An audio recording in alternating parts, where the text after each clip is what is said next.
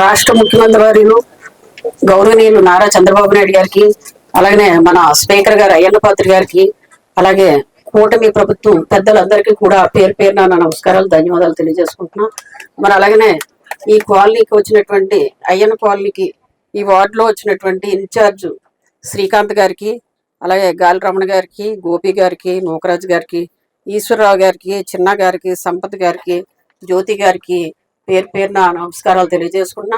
అలాగనే ఇక్కడికి వచ్చినట్టు పాత్రికేయ మిత్రులకు, అలాగే 28 వార్డుల నుంచి వచ్చినట్టు ఇన్ఛార్జెస్ అందరికీ కూడా పేరు పేరున నమస్కారాలు తెలియజేసుకుంటాం. మరి ఈ రోజు మంచి కార్యక్రమం అండి. మనం గత 10 రోజులు పట్టించి కూడా మన మున్సిపాలిటీలో ఓపెనింగ్స్ పెట్టుకోవడం జరిగింది. 189 పనులు మనం చేసుకున్నాం.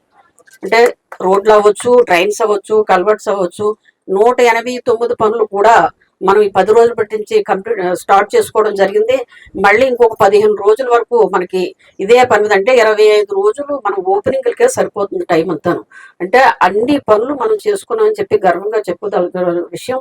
అలాగనే ఈ రోజు మనం మున్సిపాలిటీ ఇప్పుడు శ్రీకాంత్ గారు కానీ, రాజేష్ గారు కానీ చెప్పారు. ఆల్రెడీ మనం మున్సిపాలిటీ వచ్చిన తర్వాత మనం ఏ పని కూడా చేయించుకోలేకపోయాం గత ప్రభుత్వంలోను.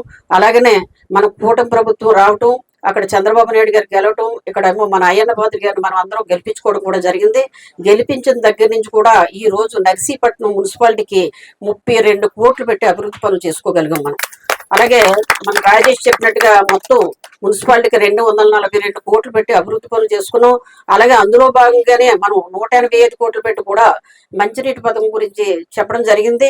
అది కూడా తీసుకొచ్చి మనకు 1.5 yearలో ప్రతి ఇంటికి కుళాయి ఇస్తారని చెప్పి అయ్యన్న పాత్రి గారు చెప్పడం జరిగింది.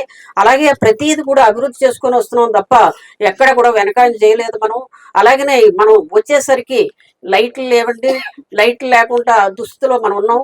ఆ రోజు నుంచి కూడా లైట్లు కూడా మనం 1075 లైట్లు రిపేర్ చేయించుకొని, 700 లైట్లు కొత్త లైట్లు వేసుకొని, అలాగనే 140 ఎలక్ట్రికల్ పోల్స్ కూడా మనం వేసుకోవడం జరిగింది.